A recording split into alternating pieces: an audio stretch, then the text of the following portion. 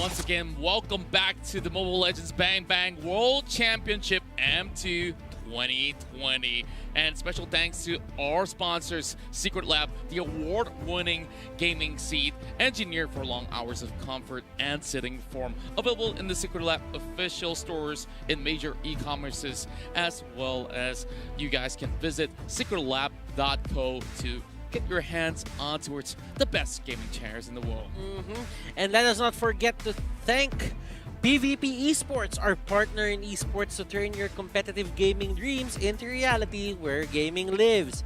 PvP Esports is Southeast Asia's one-stop platform for amateur and professional gamers alike. And welcome back to the caster's desk. And we are going to have our last series of the day. It's going to be RRQ Hoshi versus Omega Esports. And I can see the hype behind the players. Like, they're shouting, they're trying to get themselves in the mood. And this is going to be the one deciding who goes to the lower bracket and who proceeds to the winners semifinals. I can't hide the fact that I'm excited. My hands are sweaty and my knees are weak. You know what comes next. By the way, my name is Leo, joined here by Contra, Gideon, and Butters. And if the last match was a nail-biter and, of course, an upset, I'm wondering what this is going to look like. Again, the King of Kings, RRQ, the champions from MPL Indonesia Season 6, facing off against the grand finalist from the Philippines MPL, Omega Esports. I'm wondering, like, how's it feeling like for you guys right now? Let's start with Gideon. I'm wondering, like, what was your predictions like, and how does this affect this first matchup between these two? Well, honestly, when it came down to predictions, I mean, RRQ obviously looking to be, this is, you know, previously, I mean, okay, context, there was a pre-prediction and then there is a post-prediction after the group stages. All right. And I think that's some important context here, because I'm getting a lot of messages of people like, stop guessing in my MLBB games. I'm so smart. But yeah, it is pretty surprising after watching the group stages where you really get to see the meat of a lot of these teams and what mettle and what preparation has come into that, because again, it's so hard to see that before the competition. And of course, adding to that, it's definitely going to be very interesting. We're going to be having something coming up on board, so let's check that one out for now. All the way from the Philippines, Omega Esports. Oti. He. Kenji. Hajizi. Kurt TZ. Toshi. And Yelly Haze. Omega Esports. From the Philippines, Omega Esports.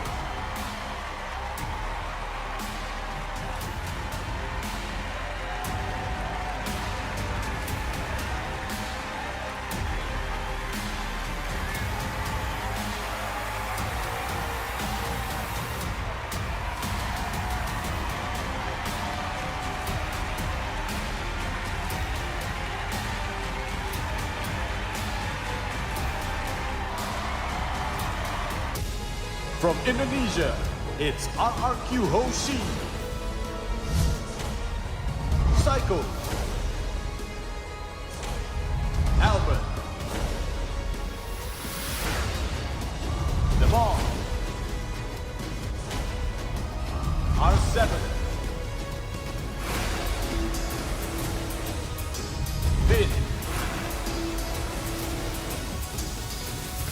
Risky. And Zin. RRQ Hoshi. From Indonesia, RRQ Hoshi.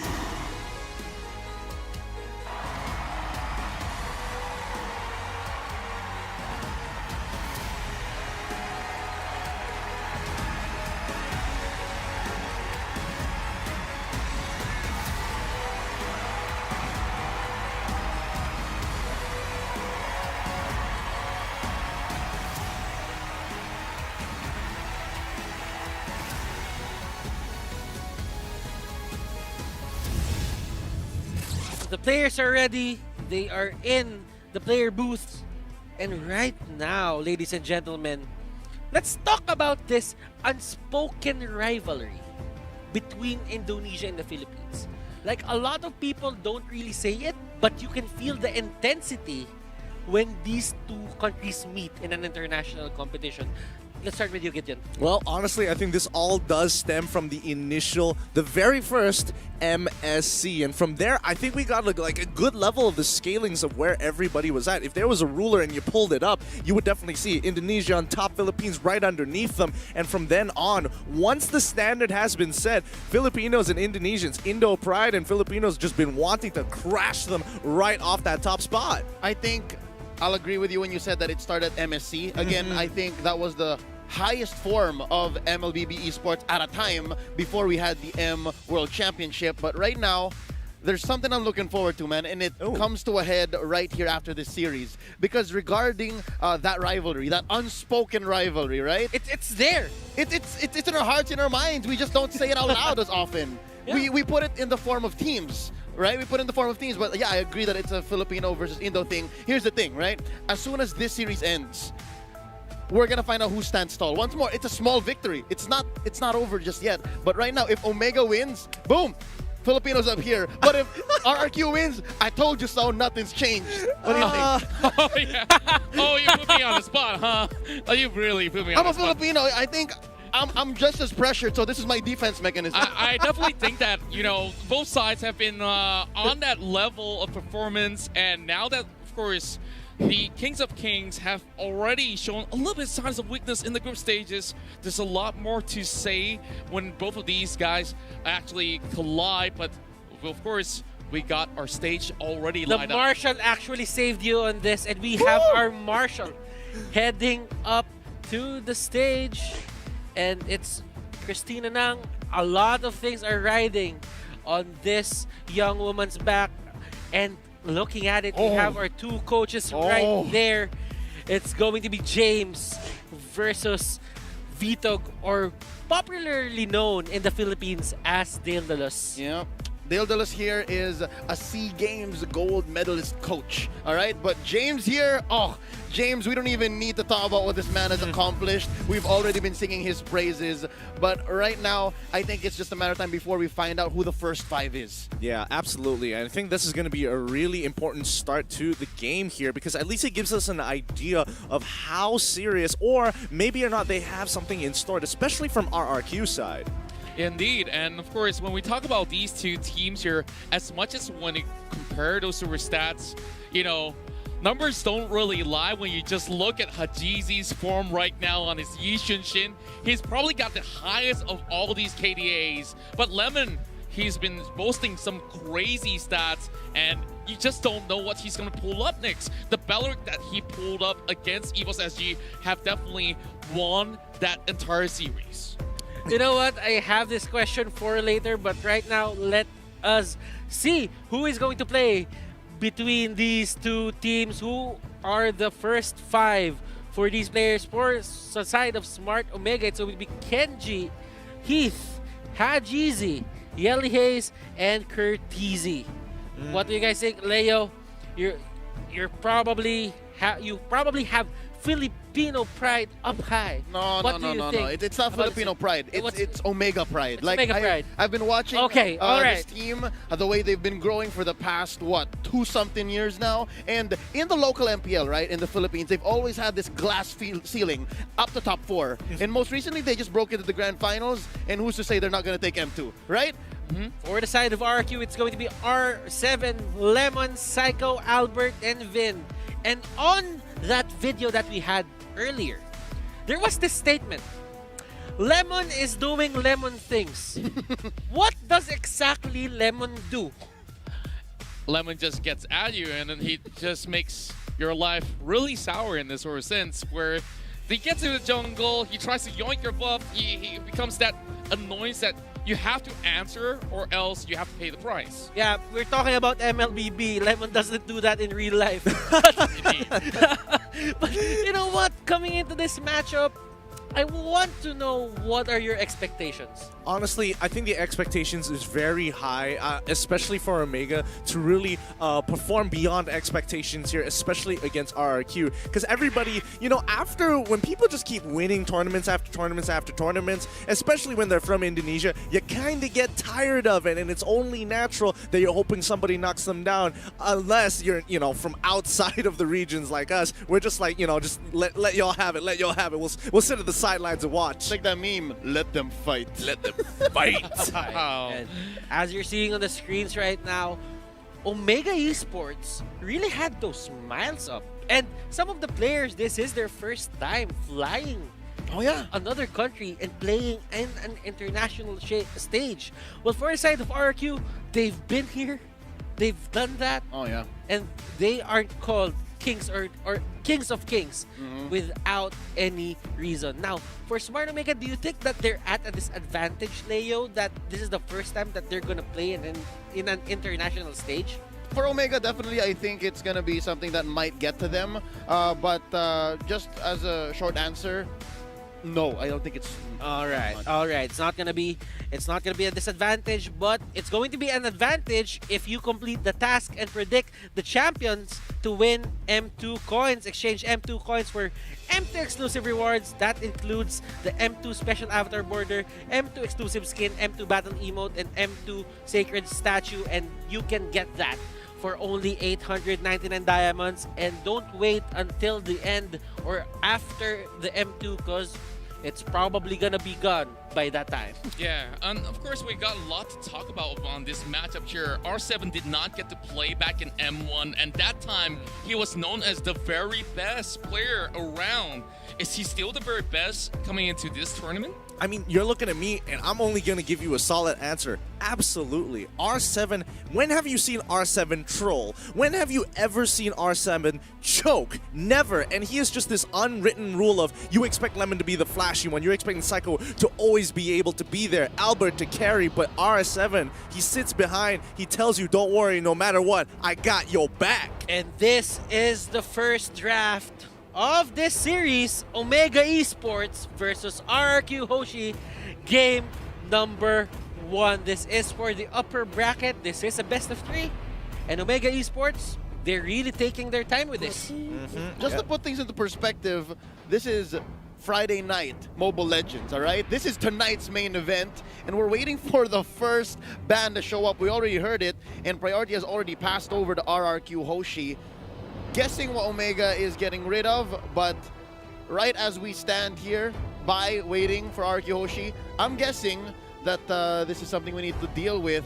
But let me just put it up there. Someone's got to get rid of the Yushin Shin. Oh. Yeah, and this is definitely the hot topic here, and we did have a little bit of a touch on this topic, Hajizi, with that Yishin Shin. Maybe he wants it for himself as well, so he don't really necessarily need to have that being banned away, forcing RRQ Hoshi to do something about it.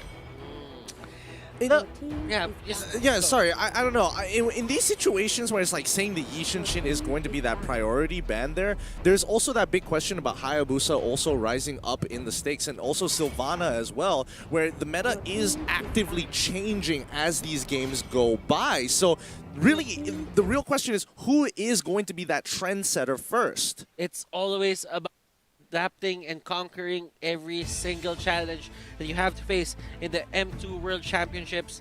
Now, seeing this RRQ lineup, let's talk about Albert here.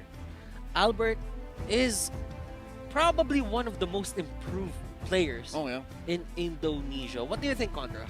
Yeah, he's definitely been that rising star that, you know, when it comes down to filling all these veteran shoes, especially from RRQ's side, who's going to replace who, you ask? And suddenly the shining star came in, stepped into the scene, blazing hot, and winning the grand finals back in Indonesia. They have definitely convinced everyone that, hey, they still have a lot to offer. And coming back in towards the World Championship itself, we talked a lot of times about the run that they had against EVOS Legends. Now, that aside, of course, they had another nemesis in the form of Alter Ego and the long-time rivalry against the Filipino teams in the form of Bren as well as Omega. There's a lot more challenges, and now there's no more so-called underdogs in the entirety of the tournament. things are looking pretty interesting. You know what? You know what I think? I'm tired of this. I'm tired of people saying, "Yo, this guy is the new Albert. He's just young." Everybody keeps thinking that these young rookie players don't have anything to show, but they are the hungriest, and they will always be able to learn faster than everybody else. So let's set the standard here, where I'm waiting for a champion before you can start comparing it to everybody else. Because M2 happens once in a while. There are 2 seasons of MPLs. Come on, you gotta get tired of that. We want the best, not just another young prodigy.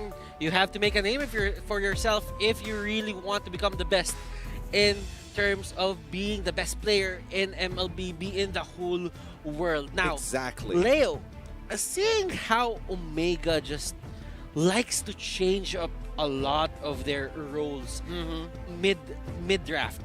They really, I have to say that Omega is probably one of the most adaptable teams in the Philippines. Yeah. They like to play with their draft.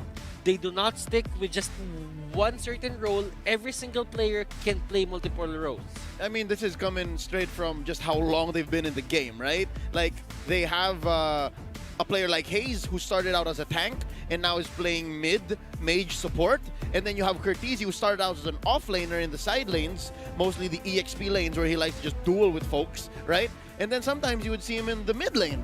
It's this kind of gameplay that I think will give them the strength or the advantage, wherein it's a deadlock. But there is something that they should avoid, and that we've seen this locally. Fans of Omega will know that besides playing just with the roles, they also play with their heroes, like the choices that they've done. And I think they've lost one too many games to Branny Sports, right? Their local rivals, because of such mistakes. I'm talking about that Diggy game from MPL. From another big league in the Philippines. So just avoid that. I think that's step one. Just be comfortable with what you're doing. Now, clearly seeing Dale and James just go at it, there's this thing that tells me that Dale Dalos will probably be this certain guy that just wants to have his team comfortable. Hold up, probably. What do you mean by probably? Is that like a maybe might do I'm it? not Like- really sure, because as Leo said, there might be a chance that they can play with their certain heroes. Okay, fair enough. Fair enough. And of course, going in towards the RRQ Hoshi side of things as well, we know them as the most versatile team out there. So it's going to be a little bit tricky as well if both sides are doing pretty much a mirror or parallel in that sort of sense. So what's your take on this, Gideon? Because we've seen some pretty interesting stuff going on in the group stages. Well, I mean, after the evolution of the meta coming in from the group stages, teams have really started taking full advantage of what the meta has to offer in terms of like having solutions to initial problems. You think the ceiling is here, then you come up with a solution. That's the new ceiling, and it keeps on pushing up forward. We haven't really figured out what the top of the top of the meta is going to be. It's not like previous seasons where everything was revolved around, it was about that Lunox, it was about Kaja and Cho, in Season 2. But let's jump into the draft itself. RQ Hoshi here banning out the Eason shit. That's what it's about. Omega Esports Yeah. banning the Word. Brody, and ceiling is the thing that you're talking about. Right now, This is the penthouse right here. This is the penthouse right They're here. chilling. They're chilling. They're chilling. To be fair, I do think there are solutions to the Yishin Shin, but I think there's just not enough time to perfect it thus far, and that's why a lot of teams are just, people have been playing Yishin Shin for so long, just ban it out. There's too much time and experience on it. We might as well force out something fresh. That's right, and of course that forces all the other junglers or marksmen in particular to be picking something that's on the fresh new page, and then we've been seeing quite a number of all these Esmeralda bans for very good reasons as well, having that ease of diving into its position, and Lapu Lapu being banned away. I'm not too sure how that's going to be affecting the picks coming in towards the table.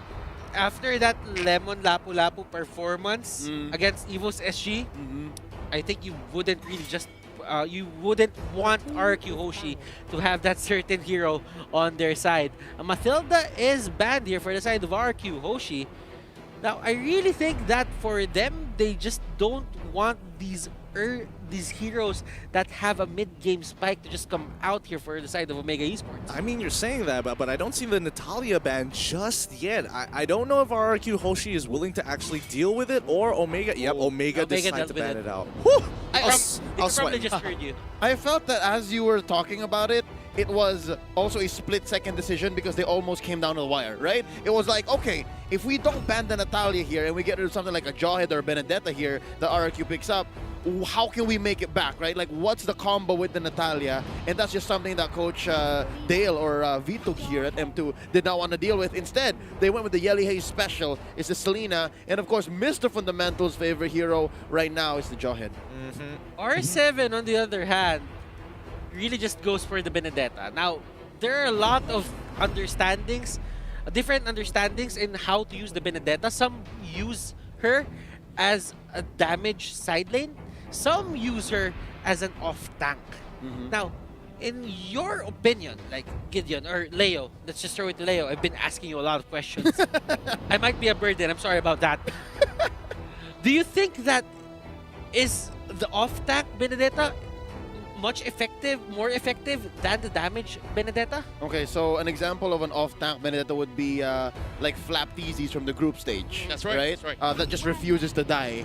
And the damage type Benedetta is something that we may have seen from the likes of DMX whenever they got it back then, when the boys from Brazil were still around. So yeah, I'm guessing the answer is yes. There is some value in the Benedetta that just refuses to die because it plays the same role as a Lapu Lapu.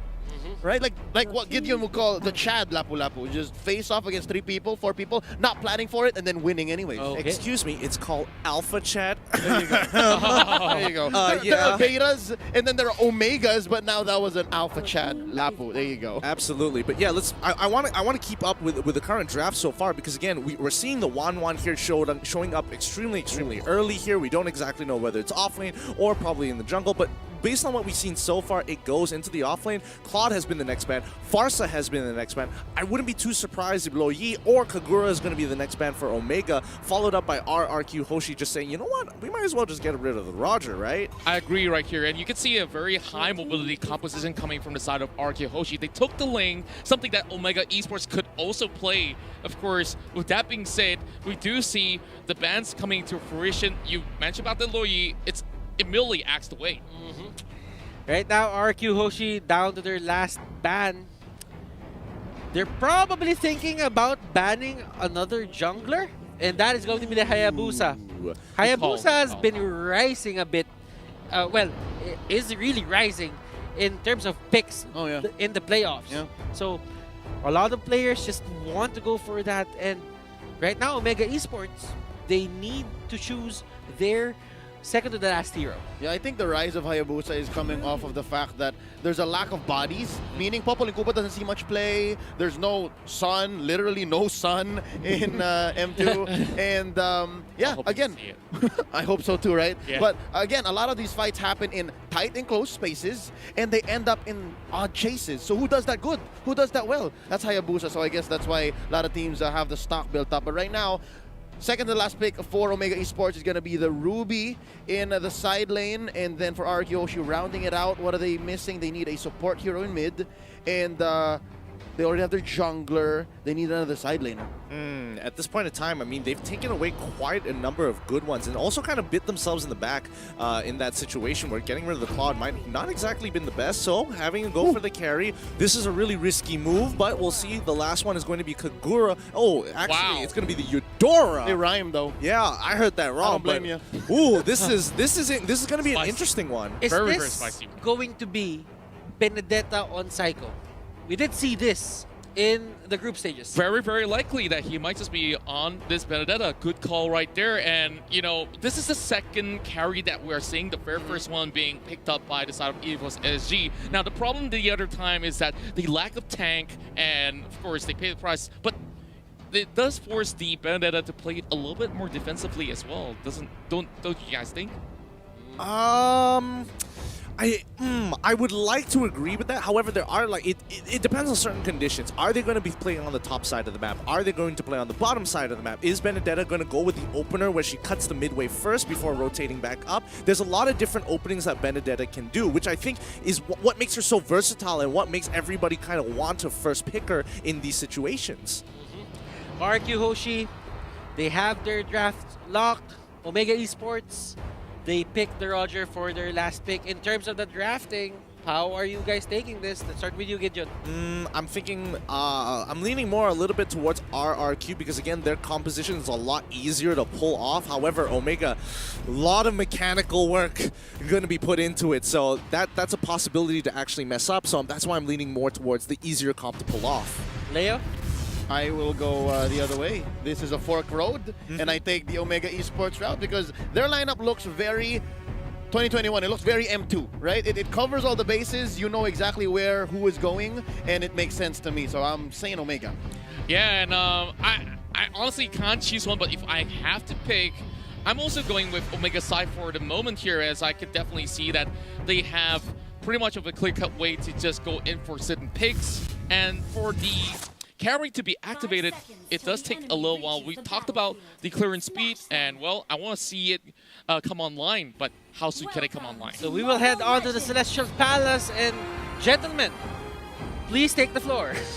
Here we go. RRQ Hoshi versus Omega Esports. Starting it off, let's figure out exactly what's going on. This pause here gives us time to understand who's laning where. Of course, Vin for sure taking the mid lane. You got R7 up top.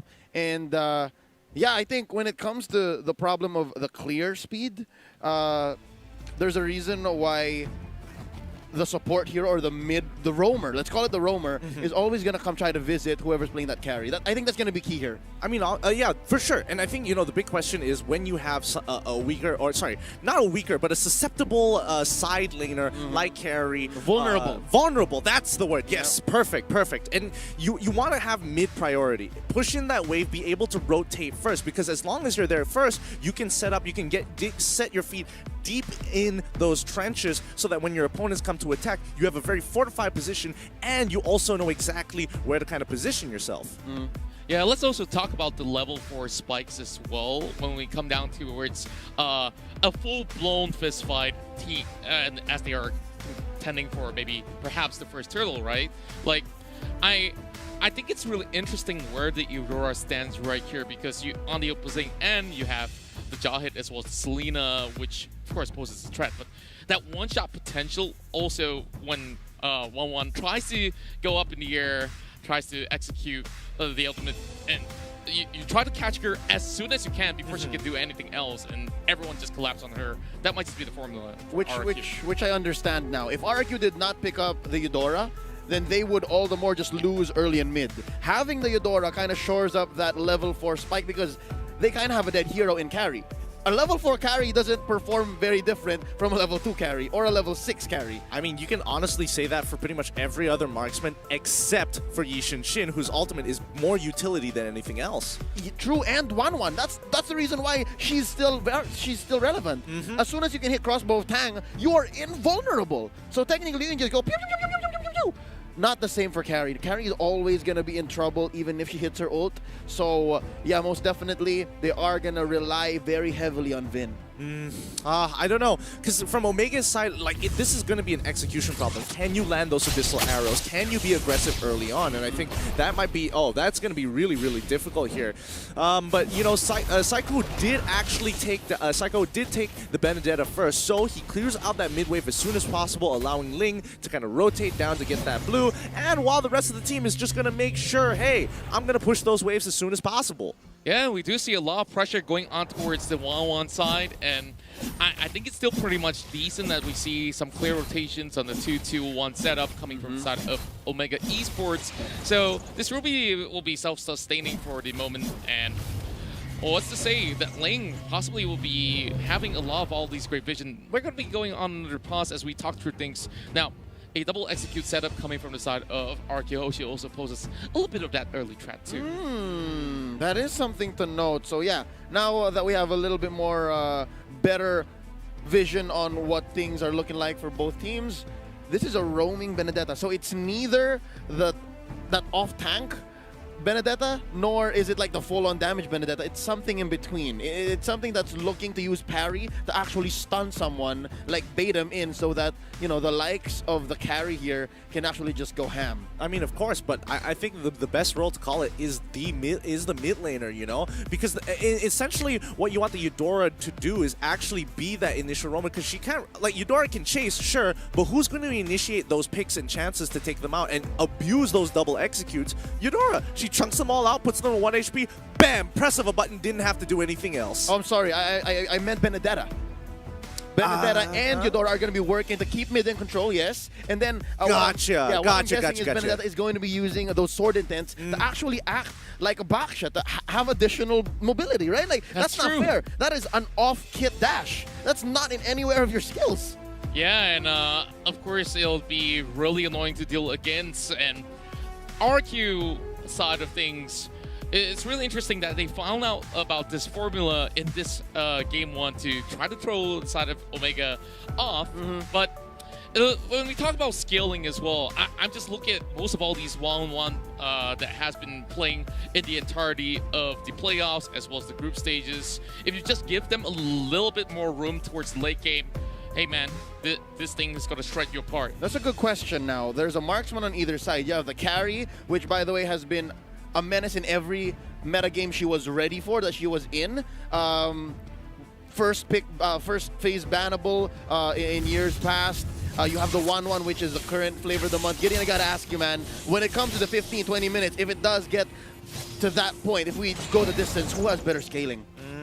I think in these situations, people who have better scaling would definitely lean a little bit more. Actually, it's an overall thing, but hold on, let's check out. Okay, no fights going on. Okay, so when I talk about scaling, we're talking about the two main heroes that scale on either side, but you also have to kind of look at the builds that everybody else goes through. I do think RRQ Hoshi scales better into the game because they have more relevant heroes in comparison to Omega, where some of them are just going to fall off completely. Yeah. And again, we were talking about like Selena. Whenever Selena is bad, she's so bad. But on the other side, good, though. Yeah, Eudora though, she has a stun and it's point and click. So yeah, it's just much better. Totally understand. Right now, there's a fight that's waiting to break out, both top and in mid. I wonder, they're gonna catch one. That's going to be. That's going to be flicker out. Heath burning it already 2 minutes in, and the first turtle is going to be started in by Psycho. Such a great reaction coming from the side of Heath, as he has already read the situation well enough. And keep in mind that there's also going to be that link. If he sets up a perfect Tempest onto some of these team fights, it could be a pretty huge one out there. And when we talk about these two sides, of course, it's definitely going to be hard to tell, like, okay, which one gets activated first when we talk about the marksman.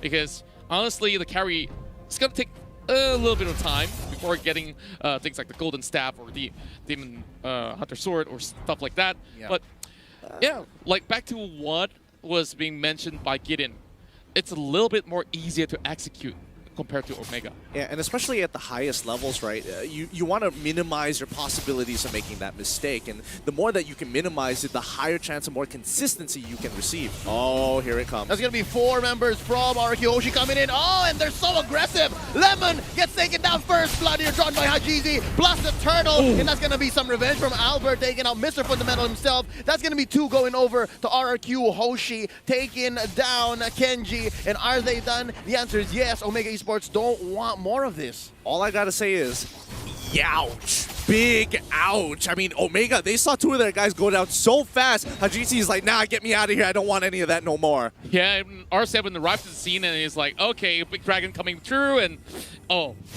you know, the case is pretty much close right there. So 2-1 at the very moment. Honestly, the small little lead that they are getting from the side of RRQ Hoshi can still be contested right here in this sort of way, but Unstoppable Force has already been used up. Ooh, defensive Electo final blow right there by Psycho, saving himself. And yeah, I'm liking what I'm seeing from Omega Esports here. They're building up their confidence. They did lose that big team fight inside the Turtle Pit earlier. They are maintaining this small gap to RRQ Hoshi, about 200, 300 gold. But right now, we're looking to how RRQ Hoshi can kind of make that gap a little bigger. What big move will they do next? Or will will they just let Omega Esports go in and make them pay with a counter attack? I think if I was in Omega's position, I'm starting to look for picks around buff timings, which is going to be like you're targeting Ling to make sure, hey, if Ling is on the purple buff, I want to look to try and punish him as he's trying to clear that area of the jungle. And if not, oh, he's not there, let's rotate down to bottom side until they get caught out. Speaking of getting caught out here, Hajizi has just arrived, but instant response coming from Lemon just to flicker away. I think both of these teams kind of have this like interesting side quest of, yeah, besides these big neutral objectives, we also want to take down these side lane marksmen. And now Heath takes quite the blow, but he's saying, sir, can I have some more? He wants to go for another fight because he does have his ult on. And oh, no! That's going to be Psycho barely getting away! Oh, and the delay damage from the trap and the slow taken in. Oh, Yelly Haze just catches him off. You know, Yeah. talk about really unlucky there, because he does use the final blow to try and negate the damage, but unfortunately it's just like literally 0.2 seconds off from the delayed damage, but the fight is already beginning. Heath is going to make the run for it. And R7 here in half dragon form, able to push people back because he still has some Sha energy. Oh, it resets. Curtizi here putting a beat on him, and they are going for what I think is the second turtle of the game. It's taking quite a while, and Hajizi, oh, he says the coast is clear, but for how much longer? Well, I believe that it's pretty much clear for him for the taking at the moment if we look at it, but they are focusing on towards Kenji. Instead, they do get the turtle, but a 2v1 commencing down towards the bottom side doesn't result too much, but here comes the big one. Oh no, Vin here trying to save his life, and oh, from behind in comes Hajizi. The machine is online, and so far they have gone to building enough confidence to mess with Albert, but some breathing room for the King of Kings here, their jungler. He's able to get his purple at least. Yeah, he's got the purple. He immediately goes in for a little wander as well. Now, going for the invasion, he's still going to be chased up, so... You know, Ling doing Ling things, he could easily move around. Yeah, it's one of those situations where it's like, yeah, we've got to catch on it. Oh, yeah, it's Ling. Oh, that's so much fun. He just jumps away and makes a full rotation down towards our top or bottom side, and we can't catch up. Fun stuff, fun stuff. But I think RRQ at this point in time, as long as they kind of just maintain the goal differential to about 2 to 3K, it's going to be relatively fine. Omega won't be able to kind of force situations on top of RRQ Hoshi unless they get a catch. Yeah, here you can see already, right? We're about 7 minutes into this game. How disciplined and how good these two teams are. Oh. Hold up! That's going to be some burst damage laid down onto Vin, but he doesn't go down without a fight. Yelly Haze destroyed. Tempest of Blades here, chasing him down. That's Albert looking for one. Psycho finds Hajizi. That's going to be a shutdown onto the Roger, and they are sitting neck and neck, 4-4. But all this time, Omega Esports was just setting up a push. Oh, there's more than Ruby has already arrived, and they're already chasing right in. Psycho caught in between, but they are trying to make an escape out of that. Oh, R7 waiting in the bushes. Oh, using the tail of the dragon. They're trying to make Kenji pay. He does get himself a Cyclone Eye, but off camera, that's going to be Lemon taken down. It's a marksman and marksman fight, and that's Curtizi winning down bottom. Definitely we're going to be having to look towards itemizations as well, because at this point it's getting a lot more interesting. So Gideon, just looking at things, we've already got some big stuff coming in the way. Yeah, honestly, we're looking at Lemon, who only just has his endless battle here, but we're looking over at Cardizi. He's already got the Demon Hunter sword on top of the boots, on top of that corrosive sight. So he's going to be pretty relevant into this game. He might not be doing the most amount of damage, but at the very least, he's slowing them down for the rest of his team to kind of catch up and take out. And looking at Hajizi, he is, I guess, halfway through his endless battle as they go for this turtle, the very last in the game. Ooh, looking for it. There you go. They take the turtle, and just like that, it's a Mexican standoff. It's just who's going to pull the trigger first, who's going to jump in with their ults and start it strong. And I think in this situation, without R7, Omega Esports has the range advantage, especially with the reach that the Abyssal Arrow has. Yeah, and he's all the way on the other side of the map, and they've already understand that. Oh, flicker right in! Ejector onto one. That's going to be Vin, blasted down by 4 members of Omega Esports. That was huge. Absolutely huge. It's just a mistake on Vin's side. He threw out the stun and realized, oh, I got nothing left. I already flickered out of the way. This doesn't mean anything. And Heath just took full advantage, flickering forward in an unstoppable force. But Curtsy now going to initiate a huge fight, and that's going to be a double pickoff for Omega just to get that return kill. Look at that, 5-8, and it's only a 2K difference. It's so clinical, these two teams, the way they play. I mean, this cliche has been mentioned.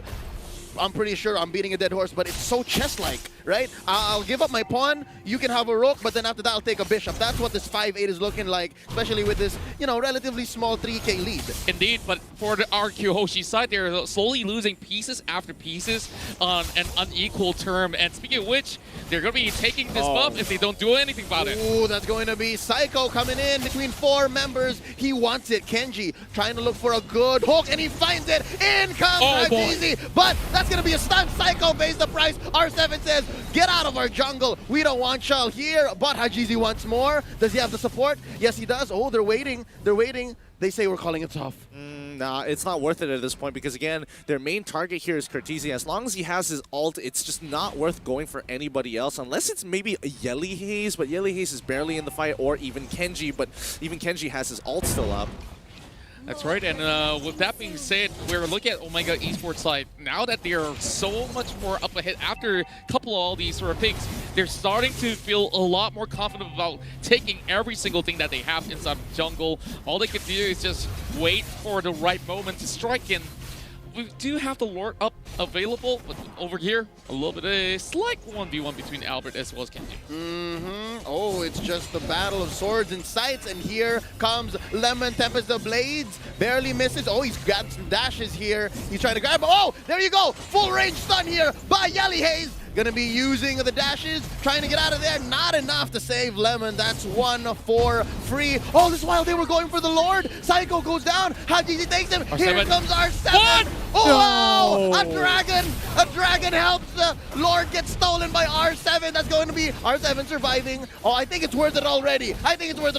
Crossbow of Tang. 4 members down. Traded off for the Lord. Oh.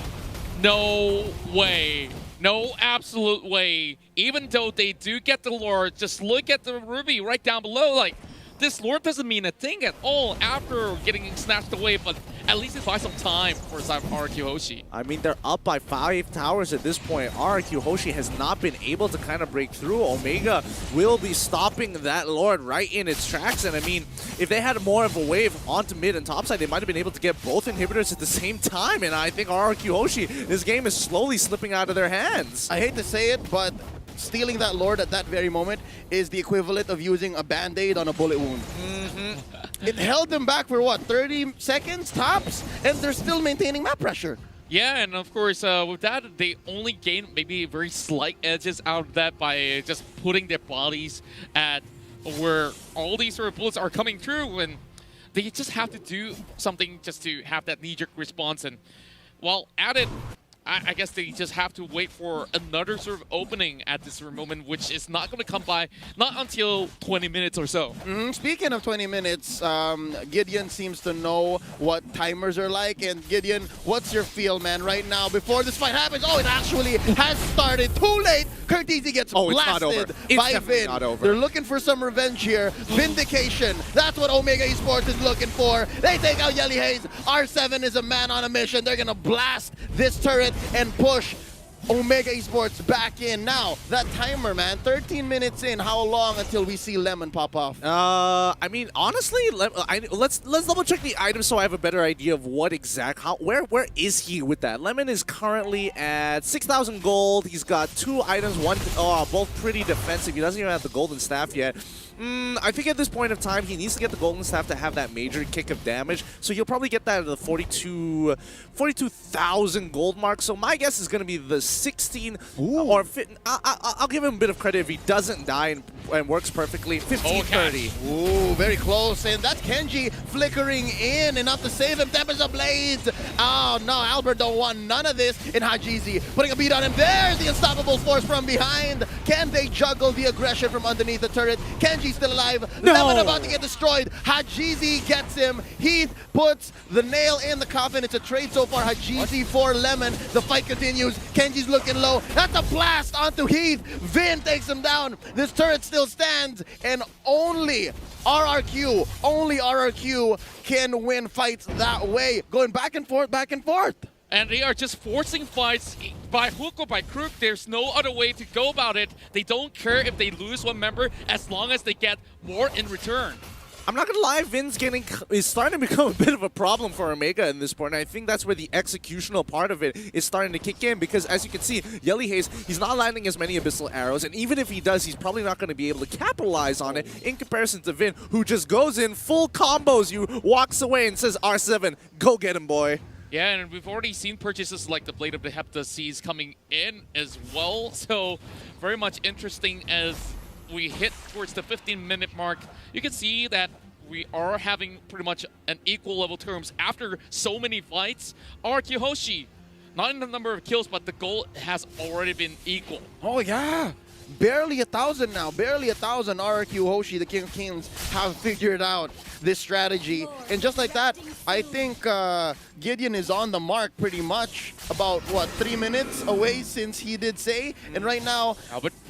Omega Esports isn't as confident with the Lord this time around. Oh yeah, definitely not. I mean, honestly, I was off by a full 30 seconds there. Lemon just got his Winds of Nature, and that's going to be a huge, huge buy, because that means Cartesian as well as Kenji can't take full advantage of him. Things are looking relatively difficult at the very moment. While a couple of all these Abyssal Arrows being sent out, Demon Hunter's Sword being purchased by Hajizi, so a little bit more spike coming in for the Roger, which is definitely great news for Omega at this point in time. Yeah. You see a little bit of split push being done by RRQ Hoshi, Oh, yeah. and they're still not letting their eyes off as Omega Esports still eyeing on towards the Lord. Yep, that's the advantage that Albert has here as the Ling. He's able to push these lanes, cut him where he needs to without any punish, actually, because of Finch Poison. That's exactly what he's doing. But it looks like Omega knows he's up there. Omega wants to make the most of the situation and is trying to force a fight with RRQ. What they're trying to do is catch one off at least, and that's a good -1. A -1 goes miles in situations like this. This is the situation that they are looking for, making sure that somebody takes good care of the side lanes, and as many of these Omega Esports members goes there, they will try to find a setup over on towards the Lord side. Oh, wait, there's a fight. Is there not a fight? No. Oh, no, they backed away. Sorry. Yeah. Oh, they catch one. That's full stuns onto Vin. Oh. Honestly, at this point in time, it's a game of cat and mouse. Whoever gets picked off first is going to essentially win or lose the fight. But I have to point out here, it's 9-14. It's they're 3 towers ahead. They're literally 5 kills ahead as well. And it is 49.2k to 49.8k. Where is the disparity here? There is almost no disparity at all, even though in every single numbers and 2 turtles on top of all of those stats, how is Omega not ahead? RRQ has just been really proficient in their way of farming. If I may build on that, it's a game of cat and mouse where neither is sure which they are, right? It's also a blind game of cat and mouse, and it's very important to check your bushes right now. And the one person or one team who has the advantage when it comes to the range and the vision is Omega Esports. Now Heath catches Psycho. Oh, they catch Kenji off guard in the Omega Esports side of the jungle towards the purple. That's a huge -1 for Omega. I wonder how Omega's gonna just recover from here. That's right, a big opening that they have managed to find just by having the Benedetta pulling all the attention, and now they fixate their attention on towards Lord. Instead, they want Omega to commit. Without that Ruby, things are definitely going to look a little bit haywire in this sort of fight. Sideways, if you ask me, sideways for Omega Esports. This time, that's a huge chunk of damage, of lifesteal, and of crowd control. And I think what Omega Esports is trying to do is reset. I think at this point, it's about finding the opportunity to get the angle, because right now, look at that bottom wave. It's pushing in naturally. As long as RRQ just kind of chill and just wait, somebody is going to have to deal with that slowly building up wave. And RRQ, they don't mind doing it because they are scaling towards the late game. And Omega, they've run out of time at this point, and they have to solely believe in their own mechanics to actually win them out in these bigger fights. That's right, and now we're hitting 18-30 with most of the members already hitting level 15, and I guess this is where it's all about completing your items at this point in time. At M2, or at least, right? And even the playoffs specifically, when you reach the 18-20 minute mark, that's basically a marathon. Like, this is longer than usual already, and right now with Kenji back on the map, they have eyes on Albert since he is pushing down bottom. I think Omega Esports is just going to jump the gun. They're just going to go for it, saying, just start it up, just start it up. Just hope that Finn isn't there and that Albert isn't ready with the retribution. Oh, this is going to be big news here. Ruby is being pretty occupied, but they understand once again, they're going to go in for another reset, but Heap, though, playing with fire. Oh, he got caught out. That's at least one ultimate from Vin. They have the timer. They have to make sure that inside, deep inside, they know what it looks like for the opponent, what kind of firepower they're packing. And wow, again, they're back to the game of how low can you get lured before the opponent actually jumps in, bites. Yeah, and Lemon, although he's 60%, easily could just find his way to live steal Malefic Roar on the hands of Cortese. And yeah, very much interesting. Just keep your eyes like, and while this boomerang game of who can get the Lord lowest before resetting, just look on the opposite side of the map here, because you can see that Ling as well as Ruby are both trying to make sure those lanes are clean. And RRQ, simple macro here, just get a wave pushing on their side, because again, if Omega Esports walks out too far, you can punish. If one person goes over, you start the Lord. You put them between a rock and a hard place, and eventually somebody is gonna crack. Yeah, and if we do look at the goal differentials, it honestly doesn't matter at this point in time, where most of the people have already completed all their items. And being up ahead means that they are shoving way harder towards the side of Omega. Dude, check out that graph, man. Omega was just dominating the first half of the game, and then RRQ Hoshi just slowly catching up. If only Omega was able to close out that game. Man, they must be kicking themselves like, oh, if only we had that Lord and it didn't get stolen just now. That's essentially the story of the past 5 minutes. The past 5 minutes have been RRQ Hoshi just applying pressure on Omega Esports. And some part of it, I believe, is just conditioning. Like, slowly but surely, RRQ Hoshi has been saying, all right, if you don't do anything about this, Albert's just going to push and penetrate your lane down bottom. And right now, again, back to the game of hot potato onto this Lord. It's a matter of allotting resources. How much are you willing to put on the line to be able to take this huge objective? Now, Psycho at half health. And now it's Lemon they send over. Oh, this is going to be a push. Yeah, and that's my intention, actually fixating on towards the lower side of the map, and with that, RRQ still wants to play this Dance of Death. How are we going at it, finally? Oh, they're going in. This is no turning back. That's Heath getting blasted. He's still alive. R7 with the black dragon form. Tempest Ablaze in here. That's going to be a knockup on the Psycho. R7 being pushed back. That's going to be Vin taken down by Hajizi. Oh, it's looking grim. Heath destroyed from the back line by Psycho. That's going to be 2 for 1. Lemon destroyed by Hajizi. And now the Wolf, the machine, is on the chase. Psycho, oh, he needs the Cyclone Eye. Oh, he's going to get it. But inside the orange buff pit, that's going to be the Hajizi run. Taken down one last 1 for 3. Is this enough space for the Lord? This should be plenty of space for the Lord, actually, unless Albert makes a fat steal here, which I don't think he's going to do. In most situations, Lings are just going to cut the wave, but considering the wave still has a long way to go. Oh, no, the burst is just too much. That's what, 4 members of Omega Esports? Oh man, RRQ Hoshi's very own R7 was a little too optimistic. Yeah. Absolutely dropped the ball right there. You can see Albert can only fly around just to see this Lord go in the hands of Omega Esports.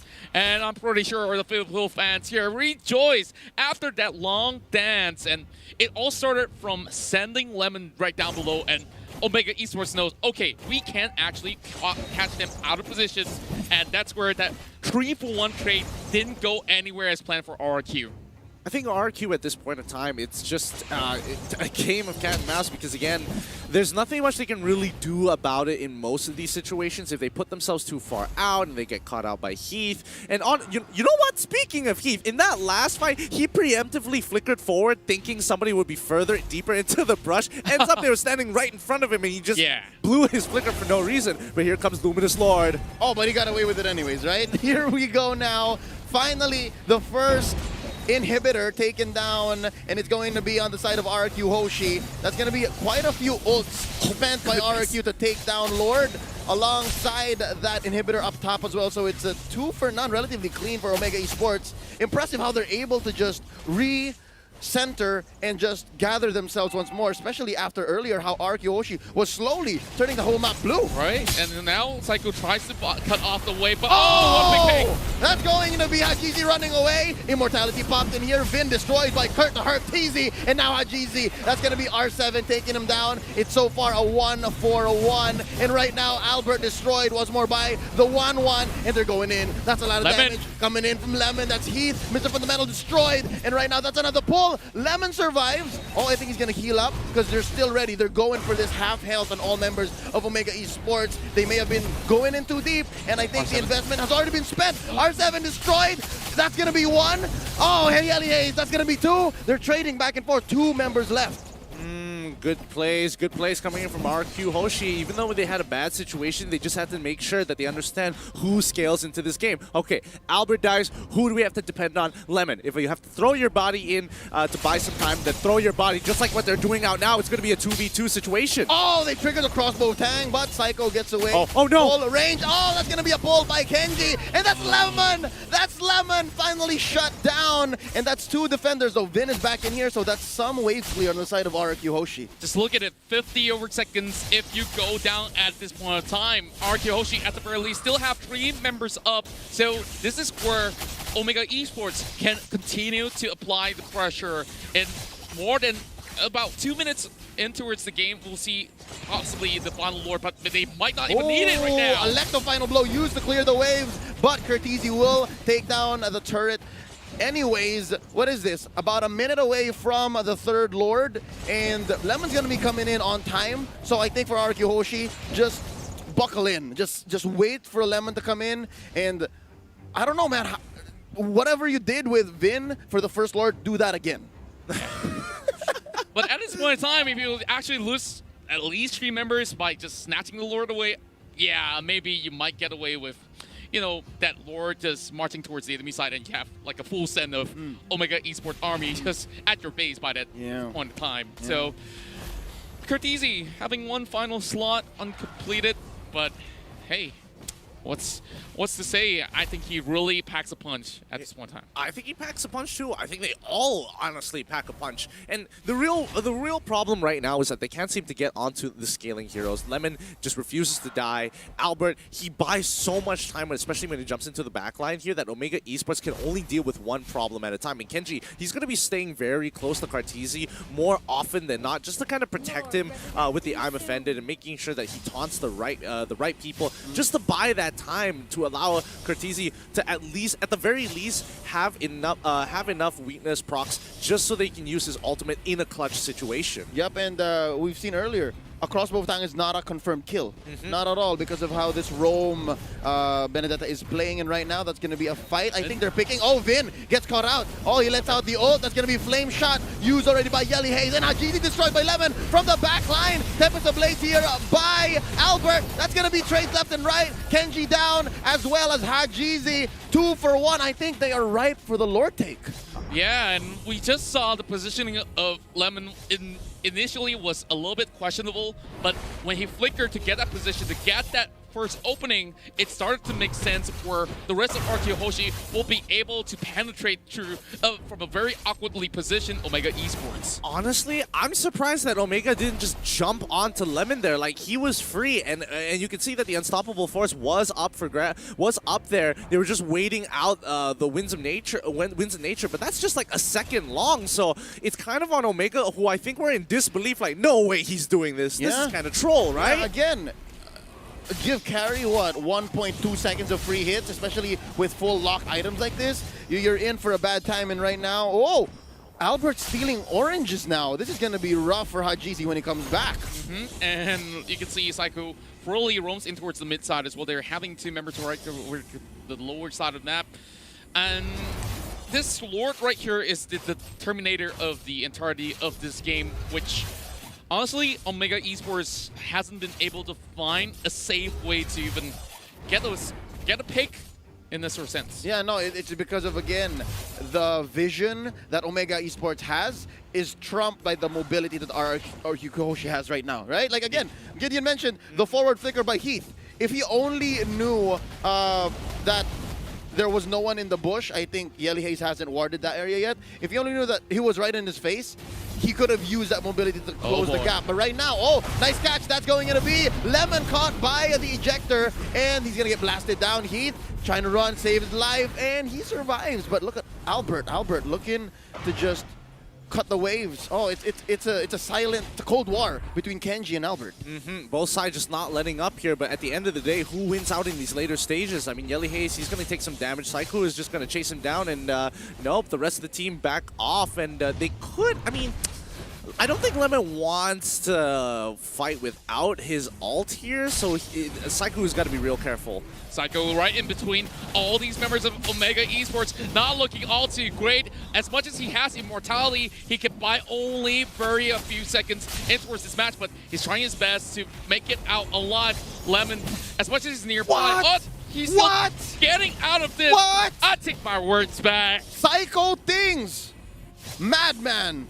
He's getting away with too much here, and I think, you know, Omega and RRQ Hoshi, like, it's in Omega's hands to look for this engagement here, and RRQ, as you can tell, clearly will not initiate anything unless they can guarantee that pick. And at this point, Vin, he's a little too scared to walk forward, because the moment he does, Heath is going to unstoppable force ejector him back in towards the enemy team, and there's really not a lot of counterplay to that other than hope that he doesn't fly back too far, or the rest of Omega can't catch up after he flickers. Gentlemen, we are already hitting 30 minutes of play, and it's pretty much on even grounds at the very moment. Everyone's just buying forces at Which is one time. impressive because RRQ Hoshi, they have no more turrets, and they're still this aggressive. Yeah, and as much as this tree turret stands from the side of Omega Esports, it's currently untouchable.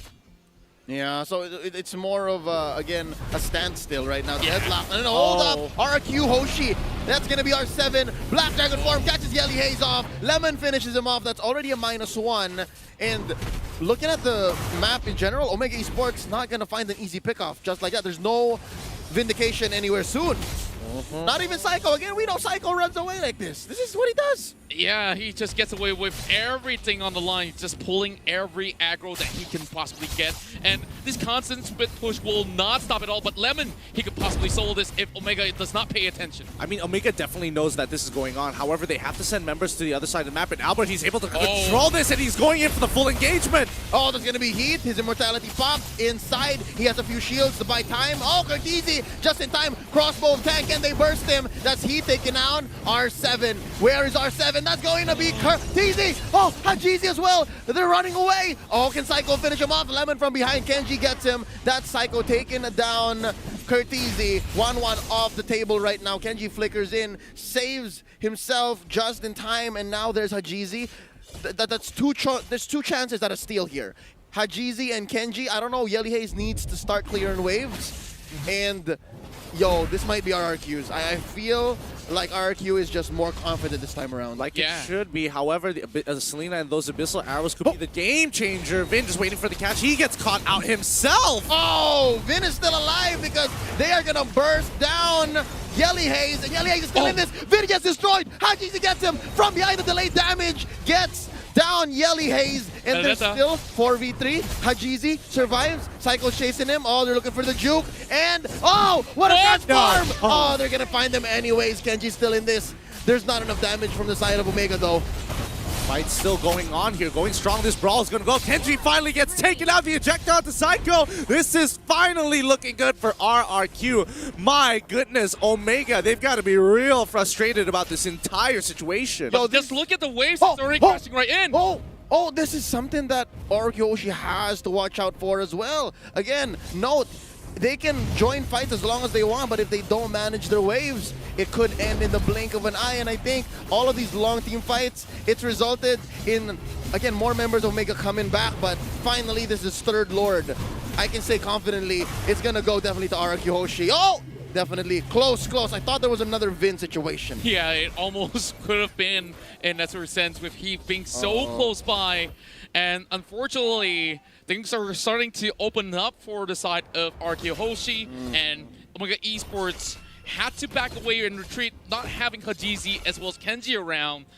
There's so many switch of itemization going on. And we've seen the Rose Gold Meteor being bought there by Hajizi. Yeah.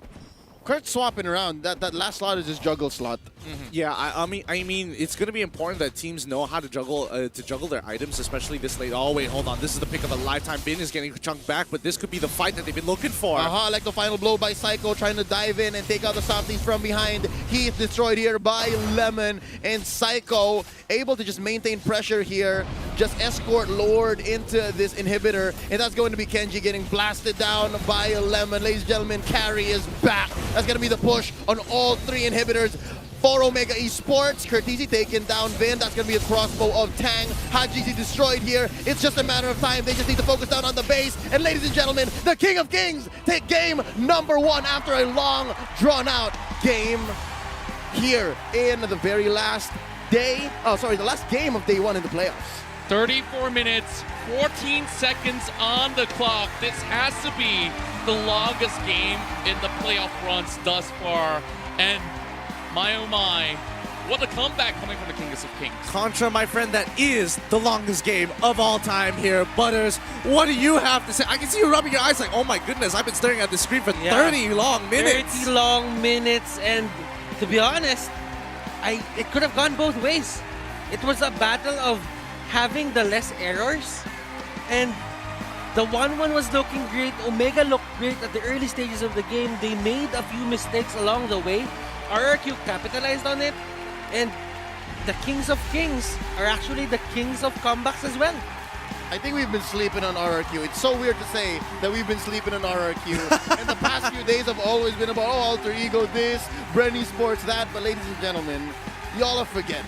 We are actually in the midst of our champion here. So far, the strongest team in the playoffs. I mean, if you're able to win a 30-minute game like this against a team that is just refusing to go down, just as Omega Esports did, then I don't know. I'm looking at Burmese Ghouls right now. I'm remembering how they swept Bren, but I'm all the more impressed here with RRQ. Definitely. It has to be the game of the day, right? We just look at a masterful play coming from both ends, and even the times where Lemon was so off of position, I just felt that there are moments that Omega Esports could have, would have, should have capitalized, and they weren't really paying attention to the right things at those critical moments. I think honestly this boiled down to one of the very few things, and when you go on this long into a game, 30 minutes by the way, 34. Remember when we were talking 14. Remember when we were talking about scaling and high execution to easier to execute? This is the perfect example to kind of just display just that. Oh, easier to execute, I didn't have to really do too much. Yeah, but we are going to throw it to our analysts. So Lafel and Wolf, what do you have for us? Let's go.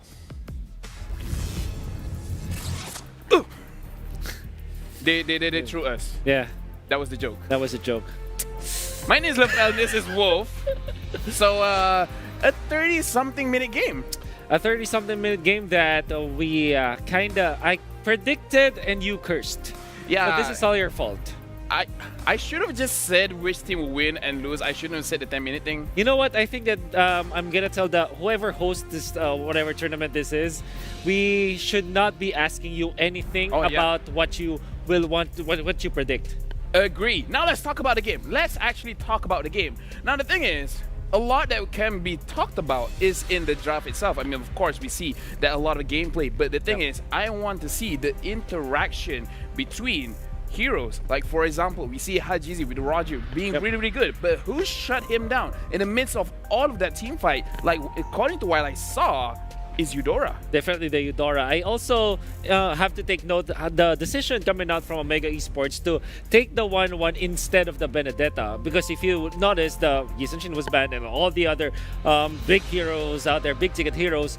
But then RRQ, they were able to secure their Benedetta. Yeah. And naturally, Omega Esports will just pick up the 1-1. Because I think that we saw that earlier as well. Exactly. When a team that was facing Benedetta picked up the 1-1. It makes a lot of sense in a way. But I think the biggest problem here is they had to choose either a Roger or a Harith. I think we were talking about this. We were talking about it, yeah, we were. It's either just the Roger or the Harith, and Omega Esports going in for the safer route, which was the Roger. This might be a decision that maybe is bad for the team, right? Yeah, we will look at the itemization, and then I think we will talk about the Roger and the Harith even more, because it is about the item. So let's look at the Roger.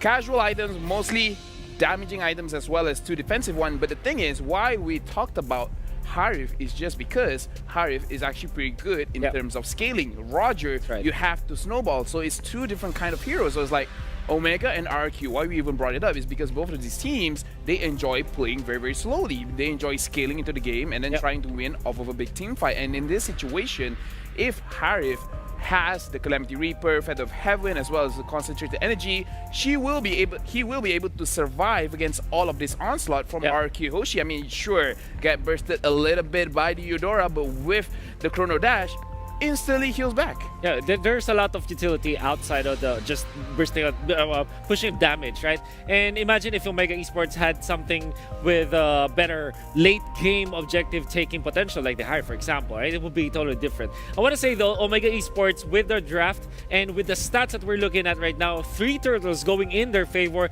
I think that is massive, because this is the point where you can say that Omega Esports, they are en route to actually reaching their win conditions. But come the late game, there's really much more scaling heroes. I think in terms of quantity of scaling heroes, Ling and Carry and Benedetta, they're all scary in the late game, and I think that RQ just doubled down on many scaling heroes. Yeah, and now look at our MVP, which is Psycho using the Benedetta, and proves to be as annoying as it can be with the Bloodless Axe, making sure that she can sustain.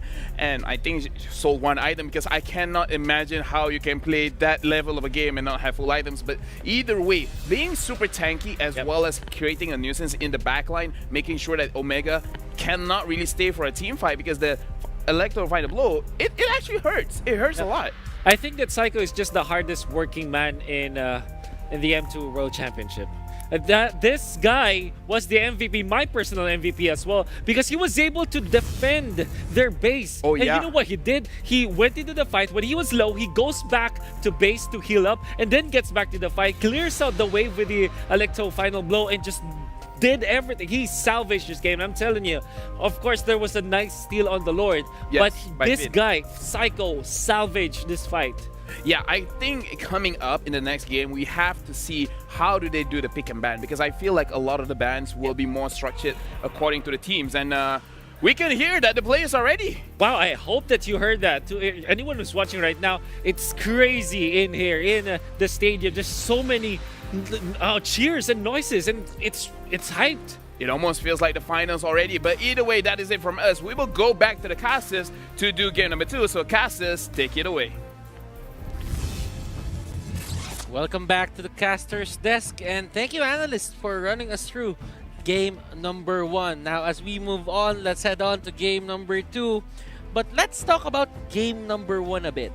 Yeah, and you know, game number 1 was so sweaty. Honestly, could have went on the favor of Omega, but of course, before that, we got a lot to thank for, because these games were absolutely opposite. Absolutely, absolutely. We would like to thank Tumi for being the partner in esports for M2, as the journey to become the champion of M2 has been perfected with the latest Tumi luggage and backpack. You can bring your gear anywhere with you safely without worry. Be sure to check out Tumi.com to perfect your own journey and enjoy the M2 competition. Other than that, to check out, you guys can also check out an established distributor of many well-loved consumer brands around Southeast Asia. SUTL Group is a proud 2021 MLBB partner in esports for Fiji Water, 8 Chunks, It's Cup, and Mountain Dew. To find out more, visit www.sutl.com.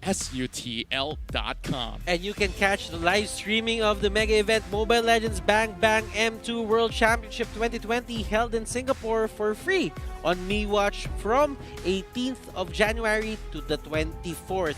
A total of 12 teams from 9 countries will be battling it out for the chance to get 300,000 US dollars. Support your favorite teams along the way and make sure you guys catch the heated battles in this tournament. Now, Yeah, and of course, back to what we were saying, Yeah. right? In just one game, it felt like we were already at the third game of the series, you know? Like, it honestly took a long time to finish off that what all these players have started. And just to think that we are in game number 2. What if it hits more than 34 minutes and 14 seconds? I want to know from you guys, from you, Gideon, what went wrong for the side of Omega Esports? Well, honestly, I think a lot of things for Omega Esports actually went right, especially from the first 8 minutes of the game. They had a lot of control. However, it came down to the trades. They traded 2 for 1, 1 for 2, 2 for 1, 1 for 2, back and forth for the next 6 minutes straight. The last 2 minutes, they finally get a lead, and when they had it, what happens? The Lord gets stolen on the 12th. That really, really sucks. And unfortunately, there's nothing much they could really do about it. And honestly, I don't know about you guys, Yeah. but when you have a composition of such high execution capabilities, like, it starts to wane after each minute. Of course, before going to Leo, like, there was that moment we say that, hey, RRQ was throwing the bodies just to get the Lord and it might not be worth the price. And now we're taking into perspective, has it been I guess it's worth it after all. Yeah, no, that's what I was gonna say. Is no matter how many bodies you throw in there, I think the investment, as long as you don't lose a lot on the backswing, right? As long as you take Lord, and again, kudos to Vin. That was amazing. Grand Theft Lord. You do what you can, because again, there's an enhancement to your siege minions, right? So I think that's one of the reasons why RRQ Hoshi stayed in this game for so long, even if all of their inhibitors were taken down, is because their siege minion was so strong at the start. So yeah, even if it took them a while to actually end at around 30-something, they were in this the whole time also because of, I don't want to talk about what's wrong, because this is more of an RRQ victory than an Omega failure, okay? Yeah, I believe this wholeheartedly. Yeah, there's definitely no failures when we come in towards that sort of perspective. Of course, macro decisions here and there does count in sort of thing. I think here it is the perfect time that it counts, because taking for example that Lord, had they stolen it at any other time or any later into the game, the death timers would have been way too long. The waves would have already crashed in, and they would have lost everything at that point Indeed. in time. And not to mention, all the waves were clear, so they had no real way to capitalize. And that's why it was an RRQ win, right? it was so like far. pixel perfect timing. Yep, just again, it was a perfect time to YOLO, right? Like, you chose to YOLO right here. Any other time it would have been done, right? So again, back to even the start of the game, why this was such an effective lineup. I kept saying it earlier. Now that we have the time to discuss why, do note this is a tankless lineup. Right? And the reason why it's okay that it's a tankless lineup is because they're able to just juggle the damage around because of mobility, right? You have Finch Poise on Ling, you have the Sword Intent on Benedetta, and then you have just R7, which is able to cut through walls with the Black Dragon form. It's a thing of beauty. Yeah, and now that you did bring up about the damages, we did actually have a little bit of glimpse when we go in for the sort of breakdown as well, where we saw about a 10k sort of differential in terms of damage exchanges. Is it the point that, you know, when you hit towards the very late game, was Omega actually lacking in terms of damage? Because I felt it wasn't the case. I'm looking at it right now. That was the longest game that we've had all day for the playoffs, and a lot of things are going to be discussed with us, with the chat, and with everyone watching all around the world. Now, tankless lineups. This has been the approach of RRQ for the group stages even. Do you think it all comes down to that extra help in terms of damage output when it comes to the late game? The Benedetta can shift from an off tank to actually getting the damage output. So do you guys think that if ever it comes to the late game, will RRQ have the better chances in the coming fights? That's a really good question here because I think it really boils down to the composition that they want to go. And I think, like you can take two simple examples of Selena versus that Eudora. Eudora, pretty nasty. And honestly, that was an you know what? Another name for it could be a battle night. A battle night. And log in on January 30th to claim a free permanent skin. And do remember that we are pleased to announce that the launch of the new anniversary season of Magic Chess Blazing Hammer, the new adventure will officially begin on January 30th. There is a new upgrading system which is called Blessing, new lethal commander and map, all synergies revamped, and free trial of advanced skins await you. So make sure you guys log in on January 30th and try that out. Boy, honestly, start in the day and then you end long, like it's a 30-40 minute game. Yeah, it's a battle night. Yeah, it is a battle night. But boys, real talk. This is on everybody's mind. Who plays Magic Chess? Because I don't. Hot take here. I'm really not into it, but some people are, and I just don't get it. I do. It's my non-ML game. Really? Yep. Man, I don't know. A lot of people look at me weird when it's like I'm not into Magic Chess, and they're like, I think Battle Night might be a good way for you to start because again, they are revamping quite a bit of the game. It might be a whole new game, far as I'm concerned. So yeah, Gideon, check it out when it does hit the 30th. But right now, we're gonna jump into game number 2, Omega Esports on the play. This is the second draft of this series, Omega Esports versus RRQ Hoshi. And Omega Esports started out with a Natalia and the Lapu ban for the side of RRQ Hoshi. It's going to be the Brody and the Yi Sun-Shin. Do not fix what is not broken for the side of RRQ Hoshi. Yeah, and we definitely see a little bit of sign of relief coming into the faces of RQ Hoshi. Midway through, everyone was just sweating their foreheads out, and you definitely see that coming in towards these sort of bans here, it's sensible to not have the Lapu Lapu in the case that you hit in towards the late game as well. It's definitely going to be a little bit harder to deal with. Looking at it, Omega Esports just want to make the most out of this, make the most out of probably a Benedetta by banning out the Lapu Lapu. What do you think, Gideon? I suppose they're just posing the question to RRQ to say, hey, Jawhead or Lapu Lapu, which one, sorry, not Lapu Lapu, but or Benedetta, which one do you really want to get rid of? And if you do, by the way, there is also Esmeralda on the table. So RQ Hoshi bans out the one and says, hey, let's open up the entire draft. Pick one. No, that's it. I think Esmeralda should be key here for Omega Esports, if not the Jawhead, which, I don't know, I have to be honest, in game number 1, Heath's Jawhead, again, was found in spots he should not have any business. I kind of find it weird that they start off with an Esmeralda without Toshi. What? Toshi is the one who's actually playing this hero for Omega for the longest time. I trust Kenji and Curtisi. I think it's fine. But stats don't lie, though. Stats don't. Hey, Stats don't. Hey, if stats don't lie, talk to me about Bren versus Burmese Ghouls. Hey man, a lot has changed over that one patch, so honestly, I do think that experience does play a part here. But you know what? RRQ Hoshi probably in these situations, they're probably gonna go for, oh, okay, you know what? I was about to say Jawhead. Throw that out of the picture. I was absolutely wrong. Wow, absolute change of pace here, coming in with a Khalid as well as Sylvana, and we talked a lot about Imperial Justice being a very sort of a big key pick, and man, this is definitely going to be really interesting to just lock people down. I think for the side of RQ Hoshi, they probably are guessing that Omega Esports would go for a Benedetta or a Cho. I suppose, but I don't know. The Khalid pick is already throwing me off because why exactly do you need the Khalid this early on? Are you trying to harass the Esmeralda early on? Or is that what you're hoping for? Because Esmeralda can easily be thrown in towards the mid lane. You have a wave clearing support and it's like, oh yeah, she's not off lane anymore. Then again, we are going to get their 2 picks right now. It's going to be the Benedetta. They step into the trap, or is it a trap? The Jawhead is there as well for Omega Esports. So wow, so good. This is looking like Omega's just playing their game, and I understand why the Khalid might throw off a few signals from RRQ, but I think it's also just a safe pick as a side laner anyways. But again, also questionable because why did they not just go for the Benedetta first or the Yuzhong? Like why the Khalid? I guess there's a bigger plan. RRQ Hoshi works in mysterious ways, man. Exactly, and I think there's something ticking in James's head, and I'm trying to figure it out here. This feels like, you know, the Da Vinci Code, and I'm just working backwards to put together the pieces as we're about to finish this last pick. And at this point, it could be anything here. Yeah.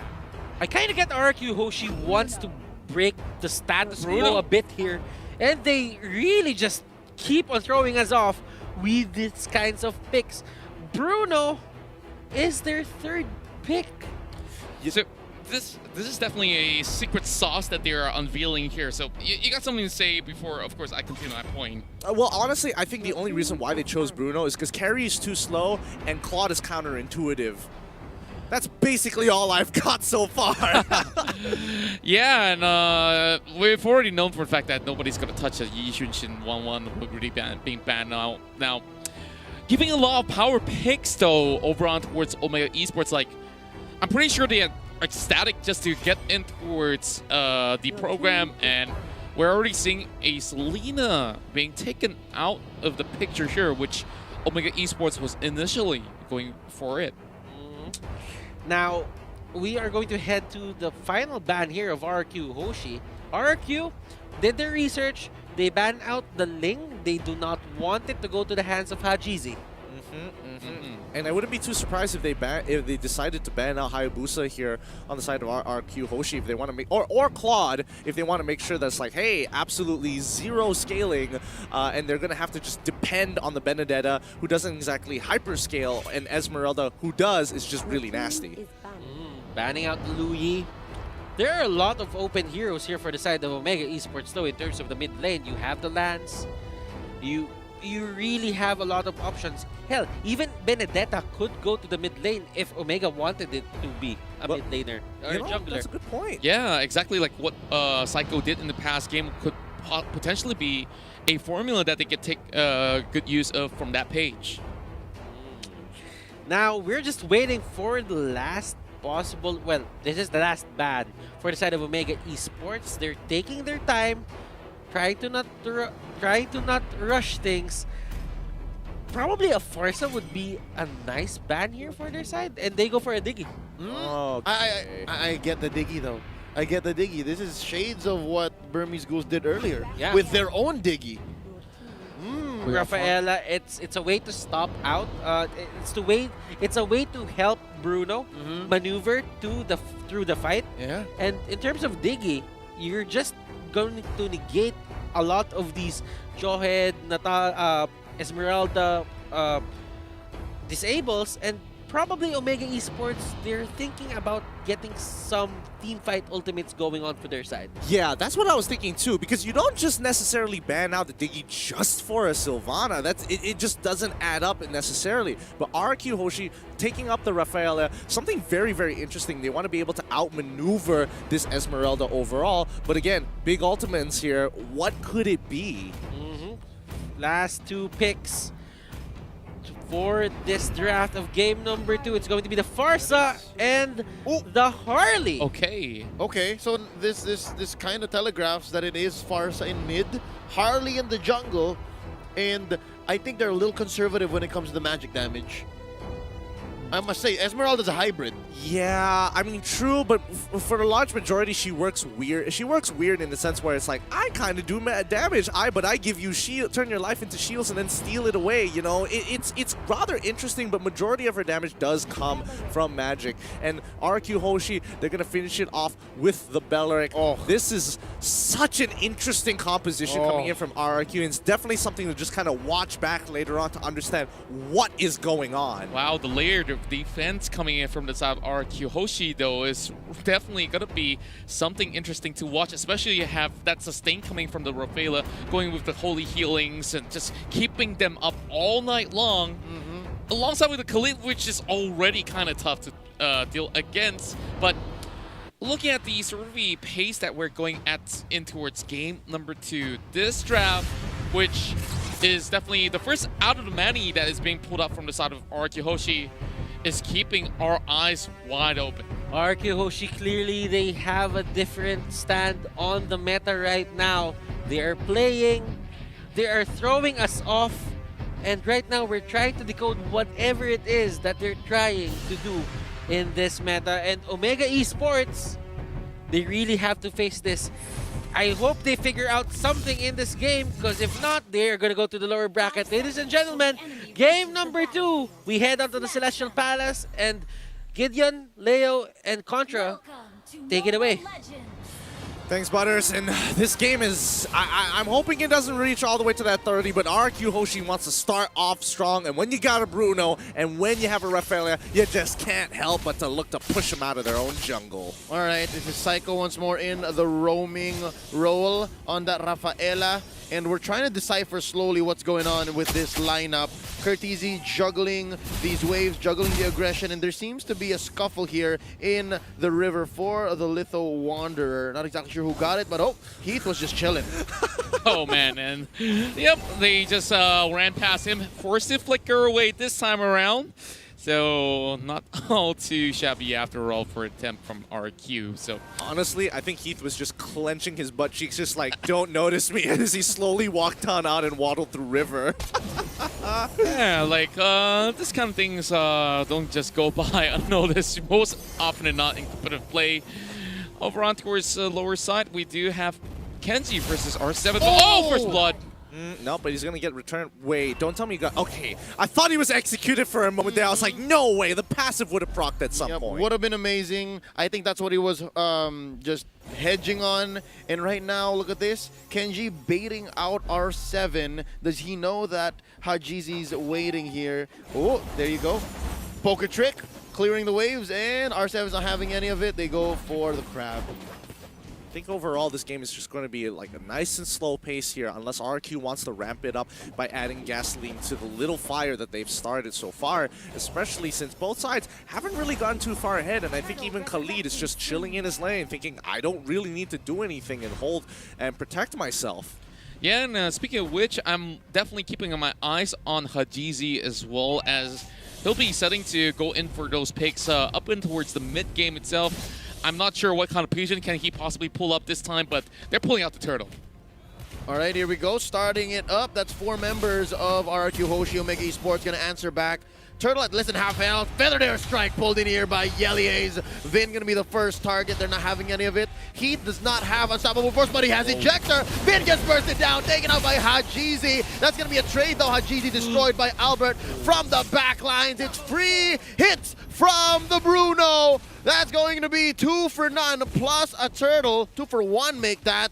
Oh, RRQ Hoshi off to the races. This is a really good start here because, I mean, even though Omega Esports looked like they had the better engage, the counter engage coming in from RRQ Hoshi was kind of nuts, and they were able to hit a large majority, forcing out some big battle spells, and especially the Purifies and Flickers from everybody else. Yeah, and with a lot of all the survey stuff being burnt out as well, we are already getting a couple of items in. Of course, still pretty much early in the phase. Spot anything interesting, gentlemen?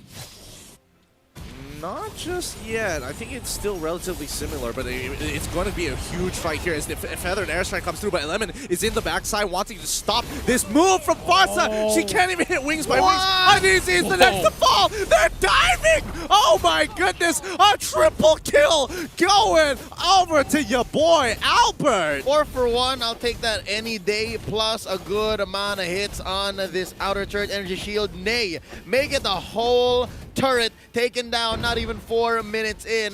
RRQ Hoshi seems to have drafted the draft they wanted anyways, and if this isn't a hyper push, hyper carry lineup, I don't know what is. Look at this. They're ahead by about 2,500 gold already.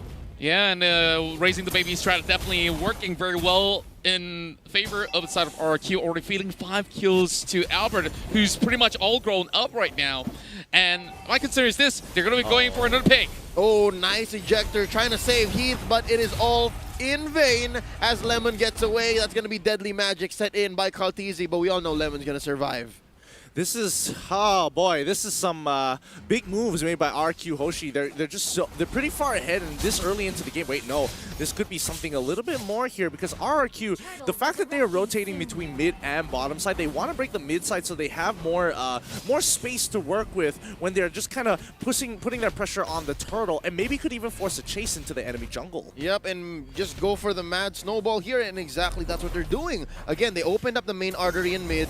They have easy goes at most things, especially turtles, and that's just gonna make Albert a beast. Easy. Now another big fight. That's gonna be a Rat of the Dryad, setting them all in. Lemon destroyed by Hajizi. Oh, I think they started the fight a little too soon. Yeah, and he definitely was in the wrong place, wrong time as well. Now, Electo, final blow on towards R7. Honestly, not going to do much to that Khalid. Yeah, especially with Quicksand Guard, actually.